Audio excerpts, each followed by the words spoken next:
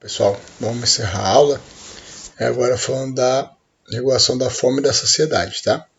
Então a gente tem a regulação central, que obviamente é no sistema nervoso central, e a periférica, que envolve trato gastrointestinal, fígado, pâncreas, tecido adiposo, sistema gustatório. Apetite, então. O que é o apetite? É a sensação fisiológica que faz a gente procurar por alimento e ingeri-los, né? Para satisfazer a necessidade diária de nutriente. O ato de ingerir o alimento, então, ele é causado por uma série de estímulos e sinais e aí envolve diminuição da quantidade de nutrientes como glicose, aminoácido, gordura, até mesmo a diminuição da nossa temperatura corporal, né, temperatura interna, faz com que a gente procure mais alimento. Por isso até que no inverno a gente tem um aumento da fome, porque para manter a temperatura corporal adequada é necessário uma ingesta, demanda uma taxa de metabolismo maior e, consequentemente, é necessário um aumento da ingesta calórica. É até uma época, entre aspas, mais fácil de emagrecer. Só o fato de manter, por exemplo, uma ingesta calórica semelhante no verão e no inverno eu já tenho uma tendência a perder um pouco de peso, justamente porque tem esse aumento do metabolismo para manter a nossa temperatura corporal, já que a externa acaba caindo um pouquinho. Isso em lugares comuns, né? Aqui em Catanduva não é muito isso que obedece, não. É meio que quente o tempo todo. Quando abaixa muito, chega a 20 graus. E a ingestão de alimentos, ela também pode variar de acordo com a hora do dia, com os hábitos, de acordo com a visão, o cheiro dos alimentos, hábitos sociais, né? Então, quando a gente está numa confraternização, num barzinho com amigo, num restaurante, estados emocionais, tem gente que aumenta e acaba ingerindo mais quando está ansioso, quando está estressado. Tem gente que, ao contrário, diminui a ingesta alimentar, aumenta, às vezes, a compulsão por um tipo específico de alimento, doce, bebida alcoólica, salgado. E a saciedade, ela é o quê? Ela é o inverso da fome, né? Então, ela surge de um feedback entre o sistema nervoso central e os estímulos periféricos. Quais são esses estímulos? Parede gástrica distendida. O estômago está cheio, ele avisa ao centro da saciedade, ó, fica tranquilo aí que aqui está tudo bem, está cheio, não precisa de mais alimento. Alimento que fica muito tempo no estômago, por isso que é orientado às vezes pessoas que querem emagrecer, por exemplo, comer alimentos que têm a digestão um pouco mais lenta, né? Ou que fazem um bolo maior. Então, alimento gorduroso, por exemplo, daí óbvio que quem está querendo emagrecer é importante que sejam gorduras mais saudáveis, né? Não aquela gordura da picanha. Porque isso vai demandar uma diminuição maior, um aumento do tempo do esvaziamento gástrico, então, consequentemente, uma distensão por um período maior. Distensão por um período maior, maior tempo de saciedade. A passagem do alimento do estômago para o intestino libera um hormônio chamado colecistocinina, tá? E ele surge em resposta a proteínas e gorduras animais, tá? Não só animais, precisa de proteínas e gorduras no nosso organismo. E aí, essa colecistocinina, ela manda um aviso lá também para o centro de saciedade, ó, pode dar uma segurada aqui que tudo bem, tá? Ela dá um feedback negativo, né? Ela dá um aviso para que pare um pouquinho a produção, não, né? A sensação de fome. Controle periférico do apetite. Perifericamente, tem um controle muito importante no tecido adiposo. E ele produz um hormônio que chama leptina, né? Então, quanto maior a quantidade de gordura corporal, ou melhor, quanto maior a produção de leptina, maior a inibição para a ingesta alimentar, né? Então a leptina ela faz novamente, assim como a colecistocinina lá no trato gastrointestinal, lá no intestino, a leptina que está no tecido gorduroso, ela manda um feedback lá para o sistema nervoso central, ó, pode parar de produzir, tá bom? A gente não está precisando comer agora, pode ficar tranquilo, tá bom? Quantidade alta de leptina diminui a ingestão alimentar e, consequentemente, uma quantidade baixa de leptina faz com que tenha um aumento da ingesta alimentar.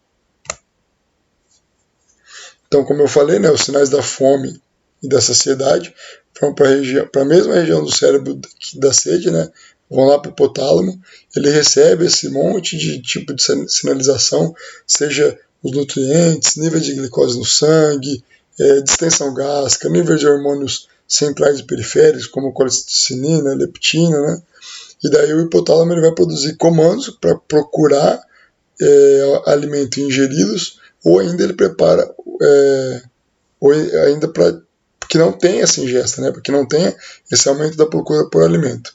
E quando ele mandar um aviso dizendo que tem que aumentar a ingesta alimentar, além disso, ele também vai preparar o trato gastrointestinal para receber esse alimento e, consequentemente, processar e digerir ele, né? Aqui é a leptina, que fica na gordura, né? E a colecitinina, que fica no intestino delgado.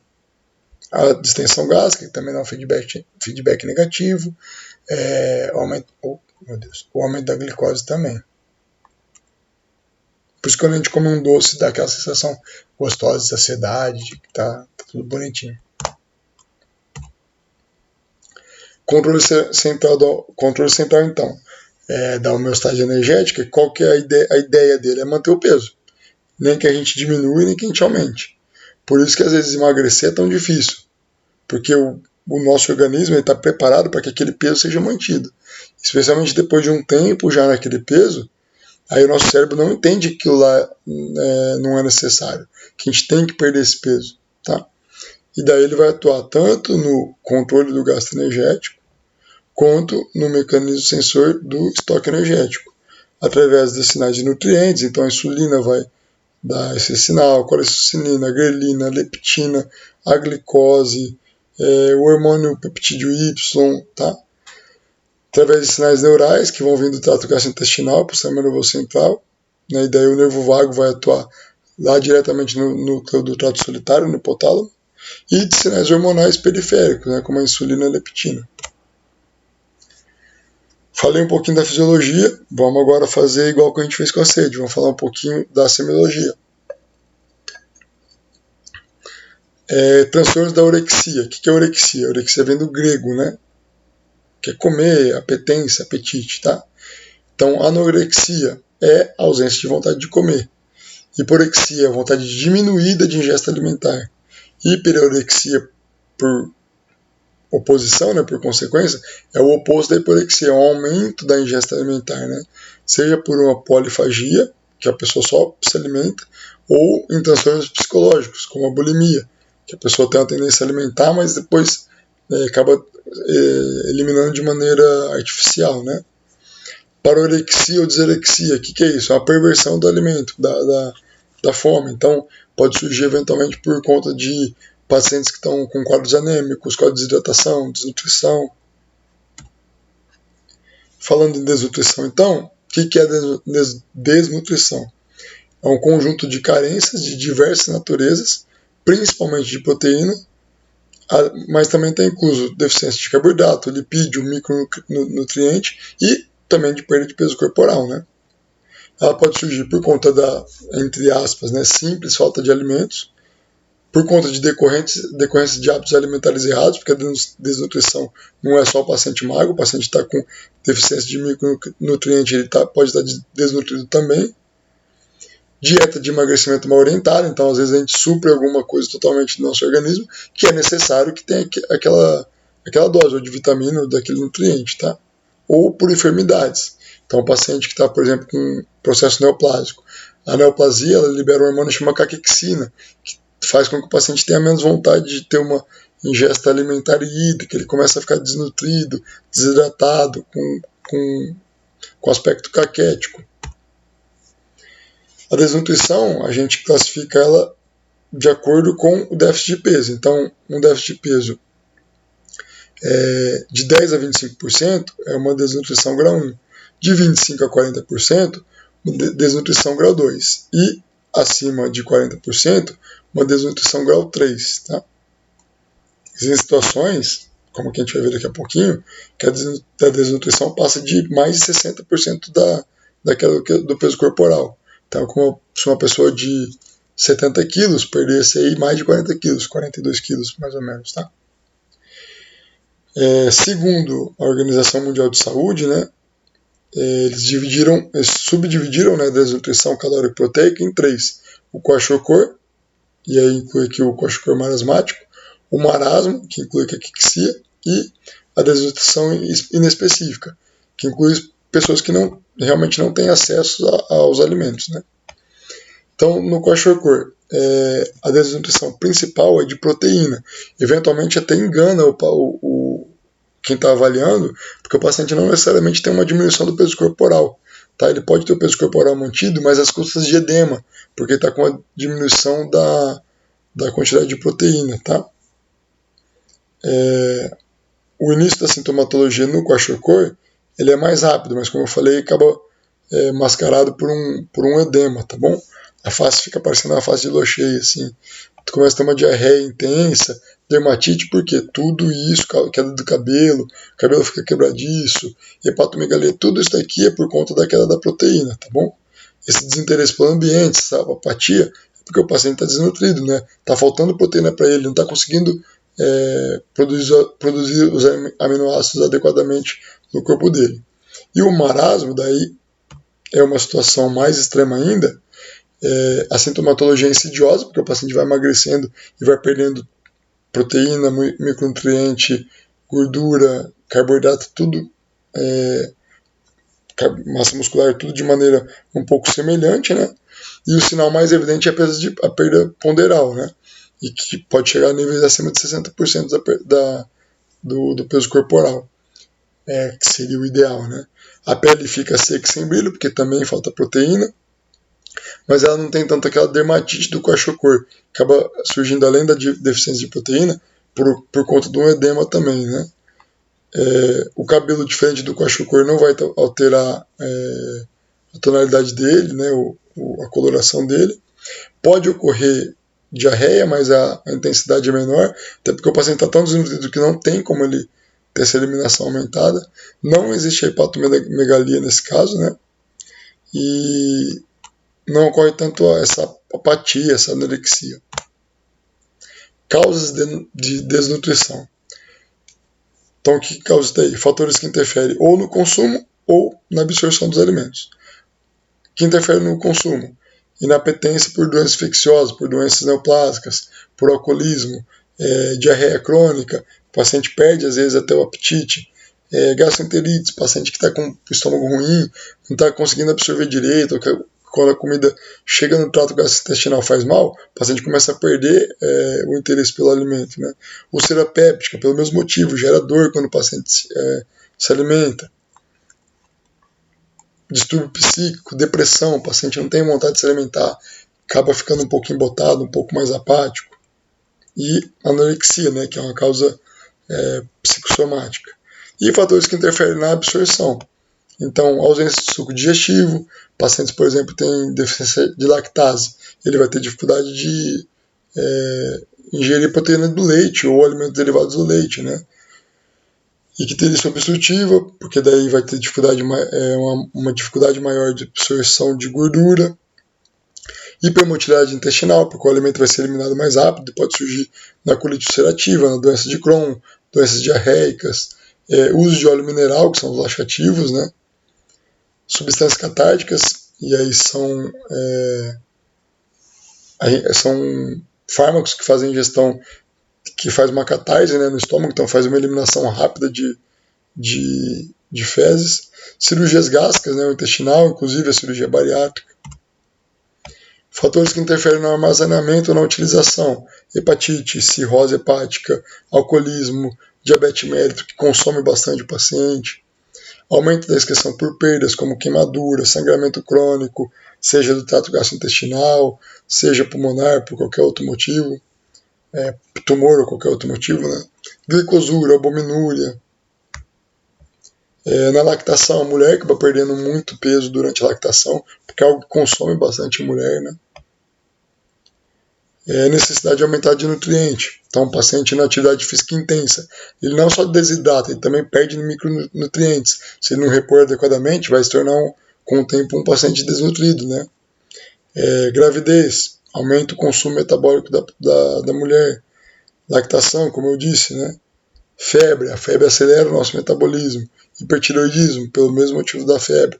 Período de crescimento rápido, né? Então, adolescentes do estirão puberal, ele tem necessidade de nutrientes aumentadas, né? Porque está num período que o metabolismo dele está muito acelerado. Se ele não se alimentar adequadamente, ele não só vai ter uma desnutrição, como até uma dificuldade de ter esse crescimento adequado, né?